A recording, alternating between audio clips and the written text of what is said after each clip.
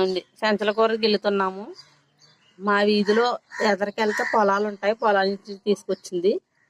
చూడండి దీని విత్తనాలు ఎలాగుంటాయి, దీని విత్తనాలు ఎలాగుంటాయి. ఇది ఆషాఢంలో గట్ట వండుకుంటారు, ఎప్పుడైనా దొరుకుతుంది. ఇప్పుడైతే లేతగా ఉంటుంది కూర. చూడండి ఈ పువ్వు ఉంటుంది కదా, ఇది ఇలా గిల్లేసుకుని పప్పులు వేసి వండుకోవాలి, చాలా బాగుంటుంది.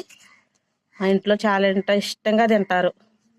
ఇంకా ఆషాఢంలో గోరింటాకు, సంచల కూర బాగా తింటారు, పప్పులో వేసుకుంటారు. సన్నిపెడి తల్లికి కూడా పెట్టవచ్చు. మా సన్నిపెడి తల్లికి కట్టొచ్చా? సన్నిపెడి తల్లికి కట్టవచ్చు. ఇదిగో చూడండి గిల్లుతున్నాం, పని అంతా అయిపోయింది. ఇంకా గిల్లుకుంటున్నారు. రేపు పొద్దుడికి, పొద్దున బాక్స్లోకి కావాలి కదా, రెడీ చేసుకుని పక్కన పెట్టుకుంటున్నాం.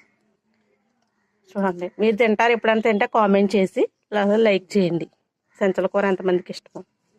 ఓకేనా, బాయ్. ఈ రెసిపీ కావాలంటే కామెంట్లో కామెంట్ చేయండి, పెడతాను ఎలా వండాలో. ఓకేనా.